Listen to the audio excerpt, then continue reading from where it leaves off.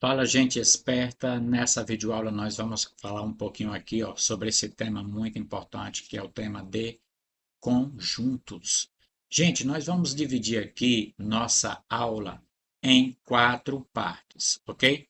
As três primeiras partes serão da seguinte forma: a gente vai conversar na primeira parte do conceito, na segunda parte a gente vai aprender a representar um conjunto. E a gente vai ver na terceira parte a relação de pertinência, que é quando a gente relaciona um conjunto aos seus elementos ou a um de seus elementos, ok?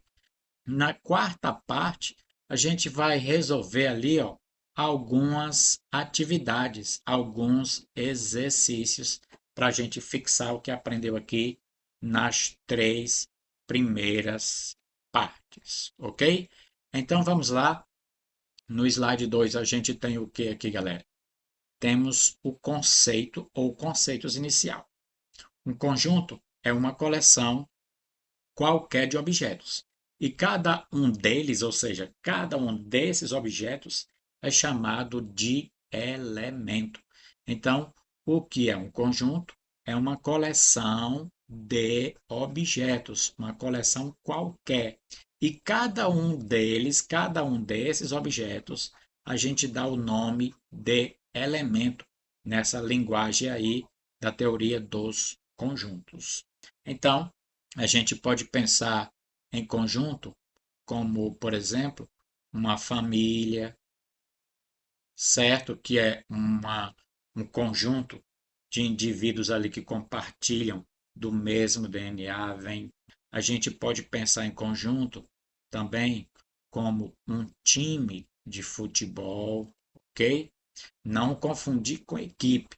O espírito de equipe é uma coisa, o time de futebol, seja unido, tenha foco ou não, é outra coisa, é conjunto, certo? Tem a mesma característica, as mesmas propriedades em comum, que é ser, no caso aqui, jogador de determinado esporte. A gente pode pensar também em alfabeto, seja de qualquer língua, de qualquer idioma. Então, temos aqui, ó, três casos de coleções de objetos que, para a matemática ou para a lógica, a gente entende como conjuntos. No slide 3, galera, a gente tem aqui a representação de conjuntos. Aí aqui diz o seguinte: a gente nomeia os conjuntos utilizando letras maiúsculas. Então, para conjuntos, o que que a gente utiliza? Letras maiúsculas. Por exemplo, A maiúsculo, B maiúsculo, X maiúsculo, etc. Para os seus elementos, tá aqui, ó. A gente usa letras minúsculas do nosso alfabeto. Exemplo, A minúsculo, B minúsculo, X minúsculo. Então, voltando aqui, ó, no, nos exemplos que a gente tem, se eu quiser falar de determinada pessoa de uma família, eu posso utilizar para essa pessoa a letra A minúsculo, certo? Então, aqui, ó, para uma pessoa, um indivíduo da família, eu utilizo A minúsculo. Para o goleiro de um time de futebol, para o goleiro, eu posso usar a letra G, então G minúsculo, para representar um elemento chamado de goleiro de um time de futebol.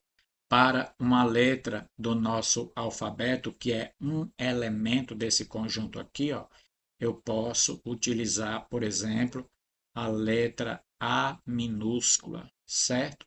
Que será o elemento letra.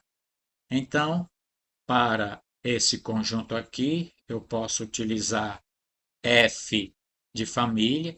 Para esse time aqui, eu posso utilizar S.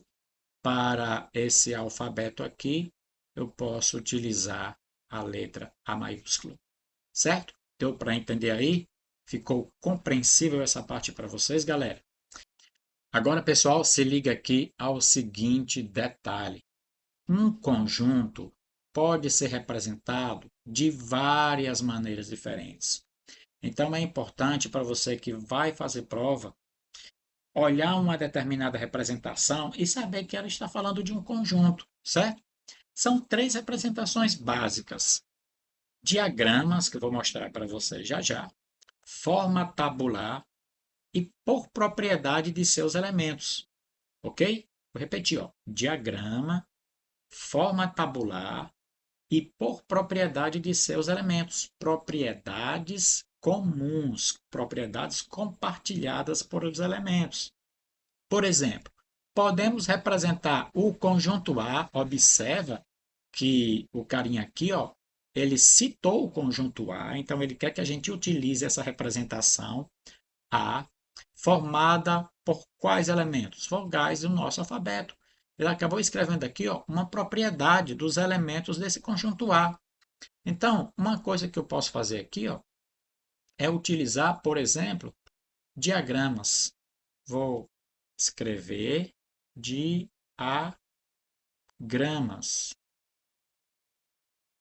Ok? Simplesmente isso, diagramas.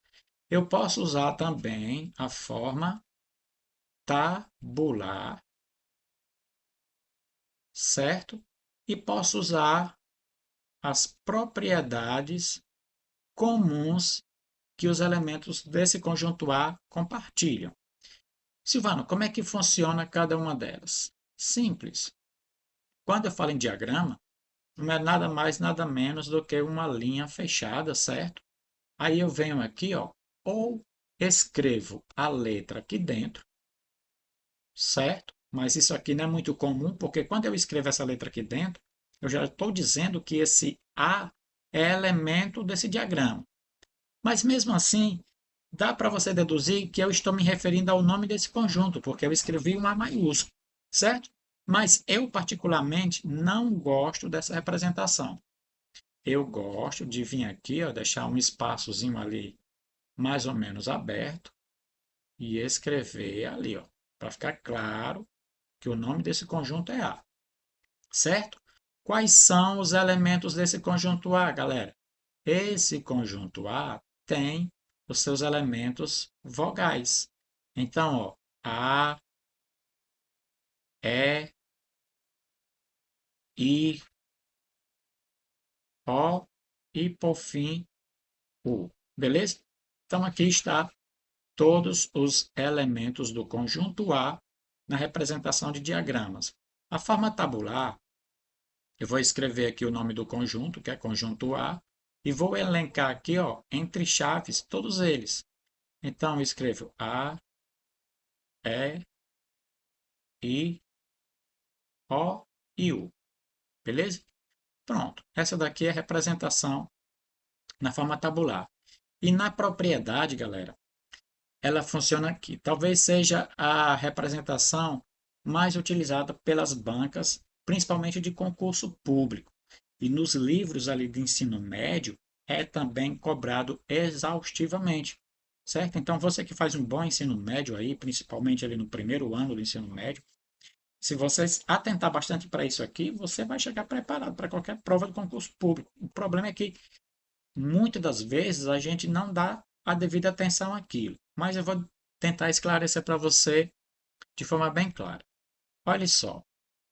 O nome do conjunto é conjunto A, está aqui, ó, meu A maiúsculo, igual. Abro chaves, igual aqui na forma tabular. Porém, eu vou dizer assim, ó, X é os elementos de A. Tá vendo, ó? X é o elemento de A. Quando eu falo que X é os elementos de A, é porque esse X, ó, é cada um desses elementos aqui. Esse X é o A, esse X é o próprio elemento E, esse X é o próprio elemento I, esse X aqui é o próprio elemento O e é o próprio elemento U. Aí eu escrevo essa barrinha aqui, ó, que a gente lê assim, ó, tal que X tem a seguinte propriedade. Então, a forma padrão é essa. Olha, Quem são os elementos do conjunto A? Os elementos do conjunto A são esses X aqui, certo? Tal que. Aí eu escrevo novamente o X, só que agora ele vai dizer que propriedade os elementos de A possuem. Tal que X é vogal. Simples, né não? Simples, simples demais. E a gente vai resolver algumas atividades parecidas com essa aqui, um pouquinho aí para frente, certo? Essa barrinha aqui que eu escrevi, a gente lê tal que. Então, vou aproveitar, ó, essa barrinha aqui, nós lemos assim, ó, tal que. Beleza? Ok, ainda falando aqui das representações de um conjunto. Vamos ver o que é pedido aqui, ó. Observe outros exemplos de conjunto. Aí aqui dá 3 exemplos, né? E a gente tem que se adaptar ao que é pedido aqui. Eu vou aproveitar e, como são 3 exemplos, para cada um deles usar uma representação diferente, certo? Uma representação que mais se adapte a cada conjunto deles. Aqui, ó, nesse primeiro exemplo, ele quer o conjunto das consoantes da palavra avião. Observe que aqui a palavra consoantes está no plural, mas avião só tem uma consoante, que é V. Mas isso não tem problema nenhum, certo? E outra coisa que eu quero que você observe: ele falou o nome desse conjunto? Não falou. Então, a gente está livre para usar a letra que quisermos, desde que seja maiúscula. Então, A é o conjunto das consoantes da palavra avião. Então, eu posso usar a forma tabular. Simples. Agora, no segundo exemplo, nós temos o conjunto dos números naturais pares. Quero que você note que esse conjunto é infinito, ok? Então, usar as propriedades desse conjunto é melhor para me representar esse conjunto infinito. Como eu posso usar as propriedades desse conjunto, dos elementos desse conjunto? Eu vou escrever o seguinte, ó, y é os elementos do conjunto B, tal que y é natural, separar um pouco mais aqui, y é natural, mas não é só isso, é um natural par, ok? Então, me dê aqui, galera, alguns exemplos de y, desses elementos y. Y é uma variável. Y pode ser 10? Sim, não é o natural par. Y pode ser 2? Sim, não é o natural par. Y pode ser menos 10? Ah, Silvano, fiquei com dúvida. Deixa eu fazer outra pergunta a você. Y pode ser 1? Você vai notar que y pode ser 10, porque ele é um número natural e 10 também é um número par. Y pode ser 2? Sim, ele é natural e é par. Y pode ser menos 10? De jeito nenhum, porque menos 10 não é um número natural. Ele é um número inteiro negativo. Então, y não está aqui, ó, para menos 10, não está aqui dentro de B, beleza? Y pode ser 1, esse aqui não pode mesmo, porque ele é um número ímpar.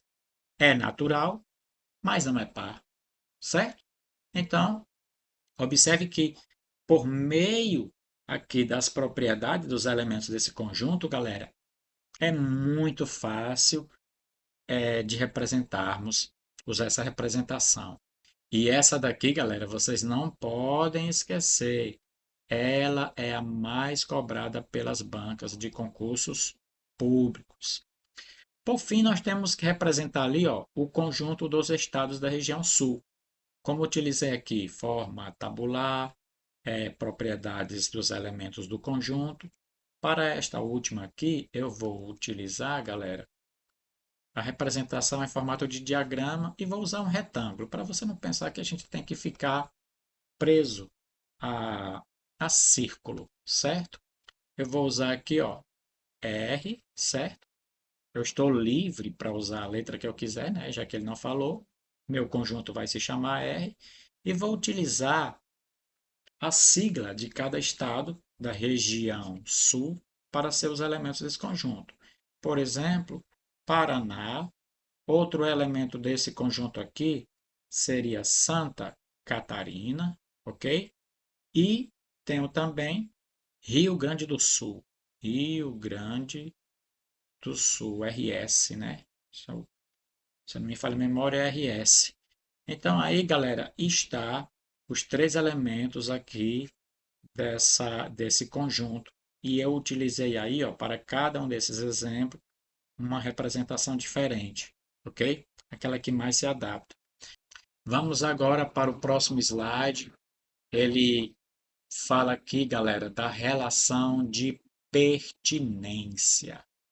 Preste atenção que isso aqui é importante.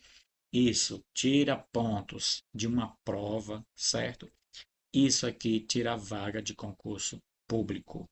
A relação de pertinência, assim como a relação de continência, é muito importante. Você tem que aprender a diferenciar uma delas. Hoje, como estamos falando apenas de elementos e conjuntos, então vou falar apenas de pertinência. Existe outra relação chamada relação de continência, que é de conjunto para conjunto, que a gente fala no momento oportuno. A relação de pertinência, galera, ela vai relacionar elemento com conjunto, certo? A relação de pertinência relaciona elemento com conjunto. Nunca elemento com elemento. Nunca conjunto com conjunto. Entendeu isso? Então, eu não posso dizer que o conjunto dos zagueiros de um time pertence a determinado time.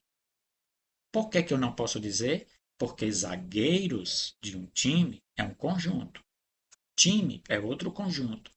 Então, conjunto com conjunto, pertinência, não. Certo? Conjunto com conjunto, pertinência, não. Agora eu posso dizer o seguinte: o zagueiro Léo Ortiz pertence ao time do Flamengo. Por quê? Porque Léo Ortiz é um elemento, é um objeto. E Flamengo é um time. Então, eu estou relacionando um zagueiro, um elemento, um indivíduo a um conjunto chamado time do Flamengo. Deu para entender isso? Então vamos lá. Para indicar que um elemento faz parte de determinado conjunto, então olha só, galera. Elemento faz parte de determinado conjunto. Nós usamos o símbolo pertence, que é esse E maiúsculo meio curvo, ok? E a gente lê ele de pertence. E para indicar que ele não faz parte, que ele não está lá, não faz parte, nós utilizamos o símbolo não pertence, que é o mesmo E, porém cortado com a barrinha ali de negação, certo? Por exemplo, dados conjunto das vogais. Então aqui, ó, nós temos o conjunto A das vogais. A tem os elementos A, E, I, O, U. Temos I relacionado com A. Ou seja, De que forma que eles estão relacionados? Se I for vogal e estiver em A, então ele pertence a A, certo? Então, ó, como é que a gente escreve isso? Vamos escrever assim, ó. I pertence a A. Já D não está aqui, ó. D é consoante, não é vogal, não está em A. Portanto, D não pertence ao conjunto A. D não pertence a A. E dessa forma, a gente utiliza pertence e não pertence para a relação de pertinência. Novamente, galera, pertinência relaciona quem? Elemento e conjunto, certo? Aí aqui, galera, tem uma coisa muito importante, muito utilizada lá na matemática, que é o seguinte: uma reta é formada por infinitos pontos. Então preste atenção. Eu tenho ali uma reta, certo? E em uma reta eu tenho infinitos pontos. Inclusive, ó, deixa eu fazer um exemplo aqui. Vou usar aqui o programa que eu estou usando. Tá vendo? Uma reta é mais ou menos assim. Nesta reta aqui, galera, eu tenho infinitos pontos, ok? Alguns deles, inclusive, dá para ver aqui, mas existem infinitos pontos aqui. Só que na geometria, aí agora vem a parte que essa aula aqui vai lhe deixar mais preparado ainda. Na geometria reta, a gente indica por uma letra minúscula do nosso alfabeto. Interessante, ó.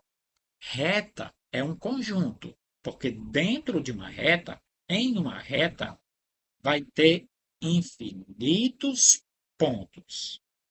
Mas em geometria reta, a gente representa por uma letra minúscula do nosso alfabeto. Então, por exemplo, essa reta aqui eu posso chamar ela de S, minúscula.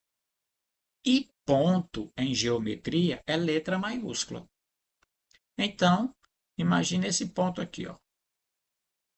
Chamar ele de ponto A. Eu vou adaptar ao texto aqui, porque o texto fala de um ponto A e fala de uma reta R. Então, vou apagar aquele S ali e vou escrever R. Meu R é meio estranho, mas está aqui. Aí, galera, olhe só o que é dito aqui. Uma reta é formada por infinitos pontos. Como você escreveria usando símbolos que um ponto A pertence a uma reta R? Gente, você vê que aqui a coisa se inverte. Olhe só, era para reta ser representada com letra maiúscula, porque reta é um conjunto. E ponto era para ser representado com letra minúscula, porque ponto é um elemento de uma reta. Mas para a geometria, essa coisa se inverte. Então fique bastante esperto nesse detalhe. Por isso que eu trouxe esse exemplo aqui para você.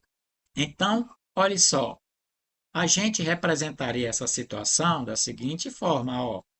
O ponto A pertence à reta R, certo?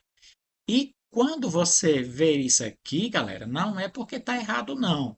Isso aqui é válido para geometria. Na geometria, certo? Que é o estudo das formas matemáticas, ponto é elemento e é representado por letra maiúscula, R é conjunto e é representado por letra minúscula. Então, fica aí a dica, preste bastante atenção neste detalhe, certo? E vamos aí para o próximo slide de nossa aula. Isso aqui é uma aula magna, certo, galera? Sobre os conceitos, sobre a parte inicial ali, sobre a teoria dos conjuntos. E agora, galera, chegou a hora das atividades. Eu trouxe aqui 3 atividades bem básicas, bem simples, para a gente praticar tudo o que aprendemos na parte inicial aí da nossa aula. O que é que nós temos aqui, ó? Atividade 1. Descreva os conjuntos a seguir, listando seus elementos. Ele quer que a gente faça uma lista. Se a gente fizer uma lista, é a forma tabular. Então, ó, lista. Quando eu listo os elementos, é porque ele quer que a gente use a forma tabular, que eu expliquei lá no início, certo? Como é o nome do conjunto? O nome do conjunto é o conjunto V. Qual foi a representação que a atividade usou? Ela usou a representação das propriedades dos elementos do conjunto V. Olha só o que, é que está dizendo aqui, ó. V é o conjunto dos elementos X. E quem são esses elementos X? É a vogal da palavra estacionamento. Então, ó, vamos lá. Estacionamento tem a letra E. E tem a letra E de novo. E agora, Silvano? Duas letras S. Eu escrevo as duas? Não precisa. A repetição de elementos dentro de um conjunto não diferencia o conjunto. A repetição de elementos dentro de um conjunto não diferencia o conjunto. Ou seja, tanto faz eu escrever e é novamente, como escrever simplesmente beleza? Aí, galera, próxima vogal que nós temos aqui é a letra A. Estacionamento. Temos também duas letras As. Então, posso escrever A. Temos ali também a letra I. Estacionamento. Só tem uma letra I. Então, I.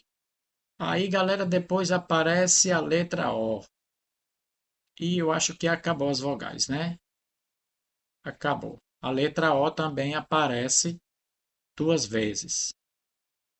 E aqui, galera, está o conjunto V, certo? Duas coisas importantes. Uma delas vou repetir e a outra vou falar agora para você. A ordem não importa. Então, eu escrevi E, A, I, O na ordem que eu fui encontrando as vogais aqui, mas também, se eu quiser, eu posso escrever na ordem, né? A, E, I, O. Outra coisa, as letras que se repetiram é A e O. Então, outro conjunto que é igual aos dois anteriores é A, E, E, I. Apareceu uma vez, O, O apareceu duas vezes, certo? É claro que a gente sempre dá preferência ao que é mais simples, mas isso aqui é perguntado nas provas de concurso como verdade e mentira, das proposições abaixo, quais é verdadeira, qual é mentira. Nas provas de raciocínio lógico matemático também isso é muito cobrado. Então, ó, a ordem não é importante, a repetição de elementos também não é importante. Representa sempre o mesmo conjunto.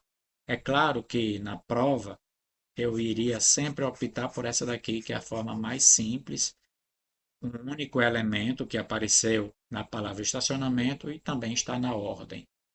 No item B da atividade 1, nós temos o seguinte, ó, o conjunto P, onde P tem os elementos Y, tal que Y é um número natural primo menor do que 30.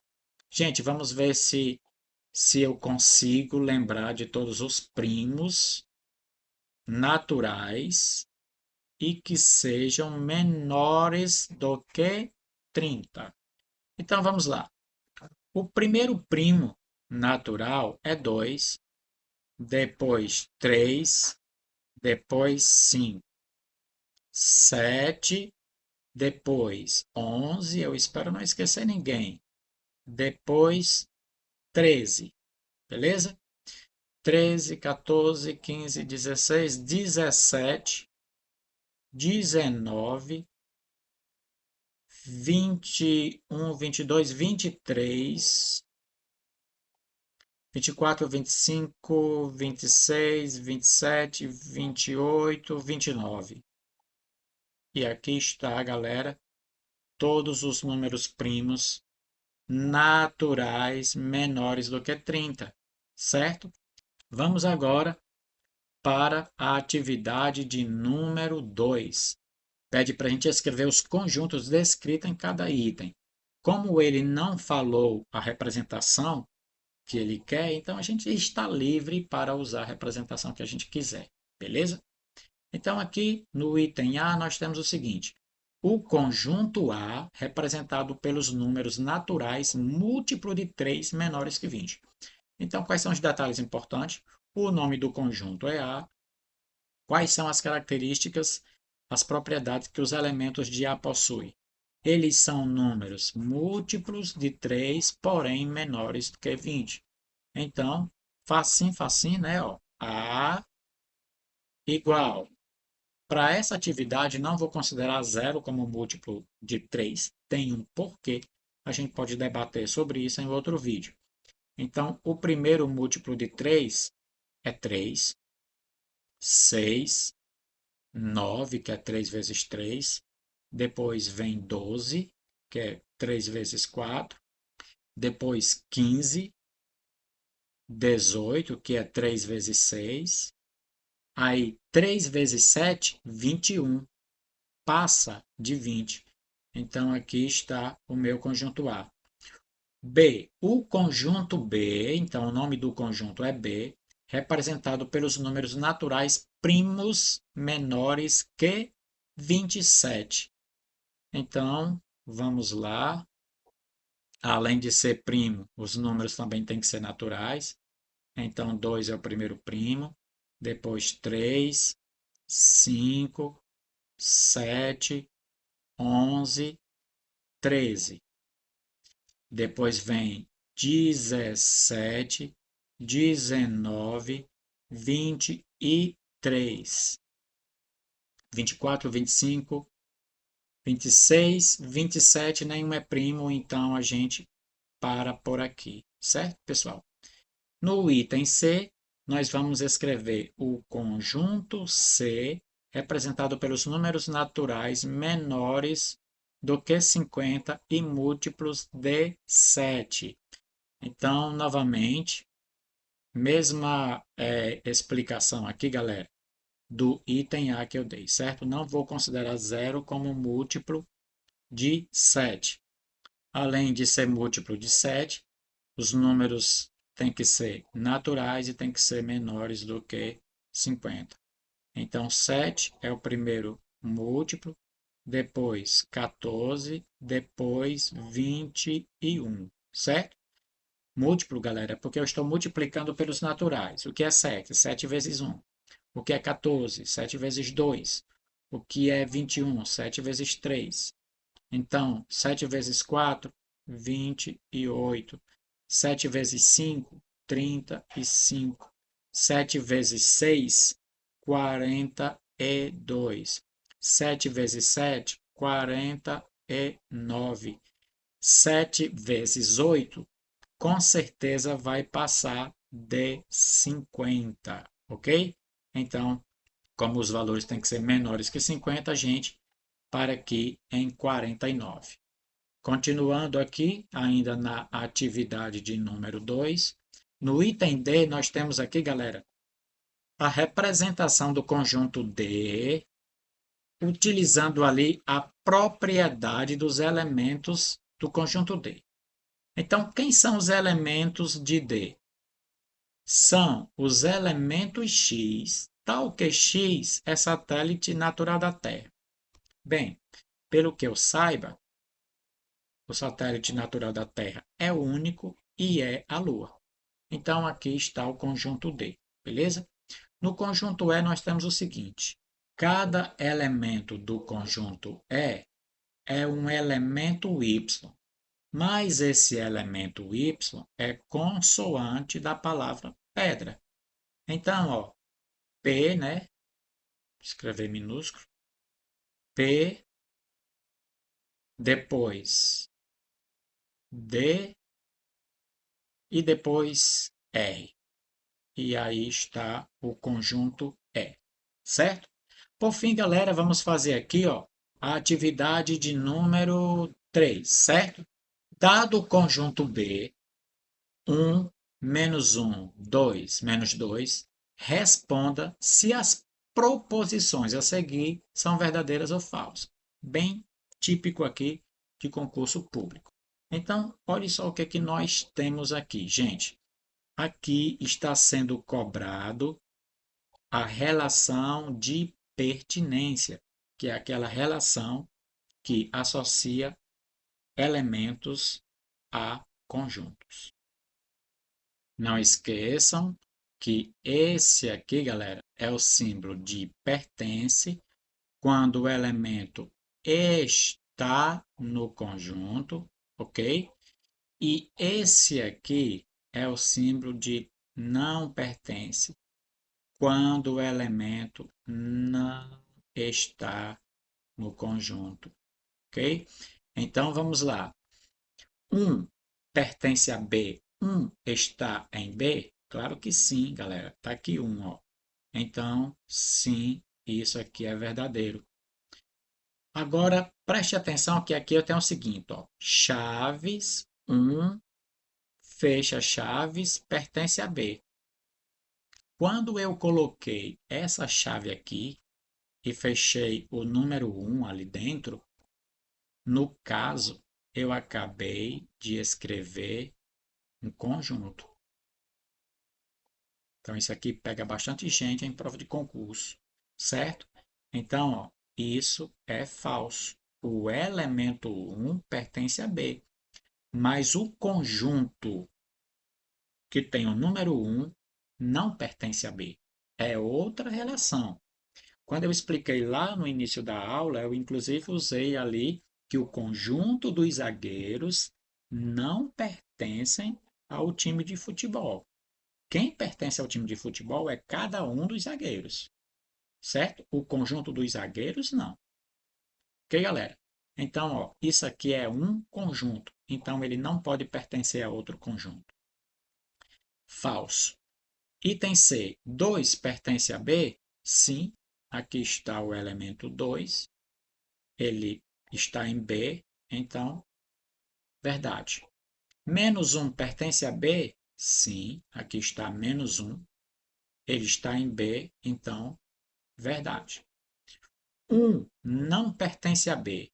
Mentira, né, galera? Eu estou vendo que 1 está em B, então isso aqui é falso. 3 pertence a B? Gente, vocês estão vendo 3 aqui dentro do conjunto B? Não. Então isso aqui também é falso. Beleza?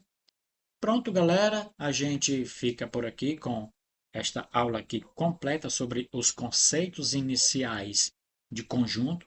Aguarde aí que a gente vai trazer mais aulas aí tratando deste tema e muitas atividades. Um abraço e até lá.